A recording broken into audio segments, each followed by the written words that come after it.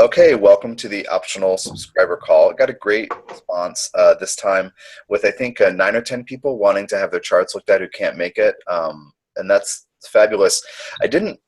I always forget that I don't always teach about Lilith, but it's always on my mind, and so it's not surprising to have this group respond like that. So what we'll probably do today is run through what I intended to get through, look at the charts of the people on the call, and then I'll probably do a supplemental thing tomorrow or the next day to cover all the people who weren't on the call but asked for their charts to be included. I think that's going to be more efficient instead of trying to do one marathon thing or trying to cut short the people who are actually on the call. So what I wanted to cover were two particular things. One is the meaning of Lilith with a certain mindset, kind of focused mindset about its transits. So to talk about that, and then I want to talk about its transits and give you visual on how it works of the true black moon or the osculating apogee. Because what I'm doing with Lilith, and people really respond to it well, a lot of people do, is to put focus on this osculating apogee, the true black moon, instead of the mean or averaged position. My thinking, if you've read the Lilith book or done any of the Lilith classes that I've offered, you know that I think that asking, like using the mean position is like asking a Barbie doll what a woman is like.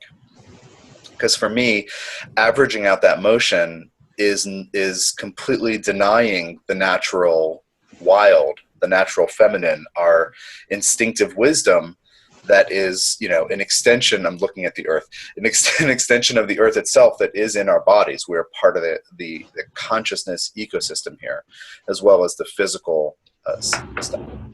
So using the mean position, I think is a complete waste of time because it's a plasticized version. It's like, well, the real thing is just too complex. I don't want to have to deal with that. Let me just construct an image of what I think it should look like, which is a very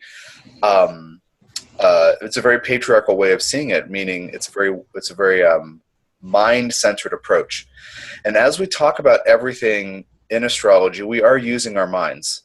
But what I feel very strongly that to let the mind serve something else is very important. And so my work with Lilith saying, dear humanity, please get in your body. Please pay attention to instinct. Please understand those subtle biochemical and energetic and physical cues that say, this is good for me, this is bad for me. That whole thing is kind of like, it's like my Uranian disruption. It's like kind of a disruption of what is viewed to be normal. So we always use the true black moon for this reason, to really disrupt the mind expectations of what Lilith should look like and what Lilith should be like. I'm just going to go through and mute you guys until we start discussing stuff, just so you don't have to. Great, so now everybody's muted. So you don't have to worry about the noise and I don't have to listen to it. So the core meaning of this archetype is instinctive wild. This part of us that's connected to nature. And I'm not talking about when we go out and hug a tree or sit on a rock and feel what it's thinking, but when we feel inside us a source of information or a source of knowledge and wisdom that is not the mind, that is not logical, it's not linear, it doesn't make logical sense, and the brain, often with Lilith information, cannot get on board. So nature, constantly changeable within our bodies, and then therefore our consciousness. I use this example quite a lot. I go to the store and I really want broccoli. I get there, the broccoli does not smell good. It smells like broccoli, but there's something weird, and I smell the asparagus, and I have to have that.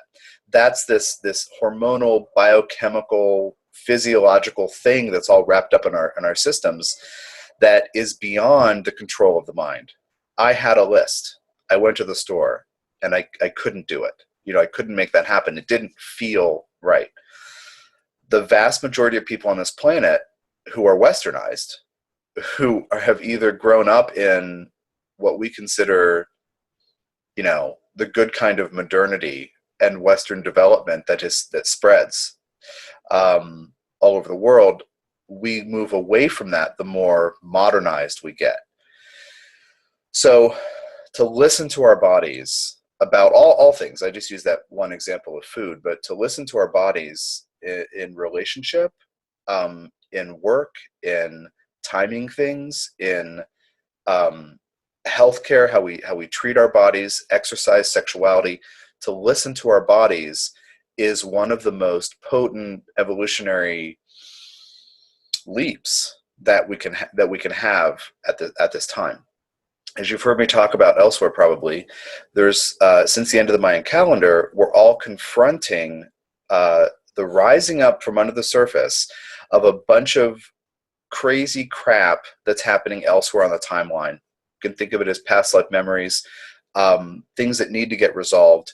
Typically, one giant thing for each person, one thing that's kind of followed them around forever and is coming to a head. That's more common because the worst things need to rise to the surface to be resolved.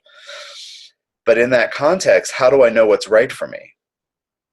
I have competing narratives. I have emotions that are arguing with each other. I have my mind saying you should be calm and meditate. My body saying I need to, go find a pillow to yell at or like express anger or feelings. Like we have all these things going on to come back to this inner sense of what is right in this moment, and then allowing the next moment to be different and allowing tomorrow to be different than today. Rolling with that is one of the major things to work with, one of the major tools that we can employ, given this context of a lot of stuff from other lives wants resolution, our grief, our pain, our fear, anger, whatever it is.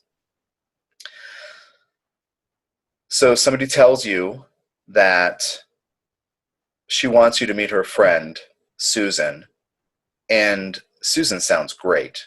And she says, you have so many things in common with Susan. And you're like, I'm on board. You go to meet Susan, your skin crawls. Susan is a nice person. It has nothing to do with her. You don't understand why. It's a weird, energetic, biochemical thing. Now, it could be she reminds you of somebody that you don't like. It could be you have a past life connection with her and you have to resolve some conflict. But it could also be chemistry-wise, chemically, she's not for you. So we don't always know how to trust this because we don't know how to understand what's happening. But if you start with things like the vibration of this supplement, broccoli versus asparagus, or fish versus red meat, if you go with a vibrational approach to those tiny little things, you learn to trust the signals in your body. Like I said, this is disrupting the status quo. Individuals who do this say no to relationships that look good but are simply not right. People who trust this leave careers that look great or don't take opportunities for jobs that look fantastic but actually wouldn't serve them as an entire being.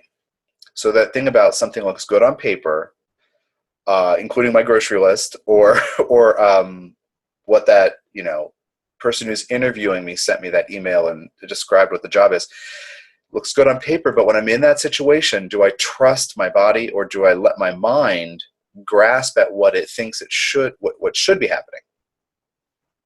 So that's kind of the core of the day-to-day experience of Lilith. Obviously, I mean, as you guys know, I wrote a book on this, so there's quite a lot of info and a lot of astrology to get into with it. As we look at your charts today, we're going to focus more on what this core message is, like the placement, including some aspects, and also how to be aware of its transit. So we're actually going to look in solar fire of Lilith's motion as it kind of zigzags around over the course of days and weeks. And then when we look at your charts, we're going to point out, we're going to put our attention on this sector of the chart, these 2 or 3 houses that for a few months are over and over again activated by Lilith in transit, the oscillating apogee or true black moon. The point of paying attention to the transits the way I want to teach it today is to put your attention on this momentary changeability and how, for this 2 or 3 house sector of your chart, maybe this month you find yourself disagreeable. Maybe you are just nothing's right. Maybe, like the pee under the mattress kind of thing. You're like, no, this is not right. Maybe it's you suddenly feel like you have to assert or enforce a boundary or try to work through something in a relationship that may seem, whether professional or personal, that may seem kind of a power play.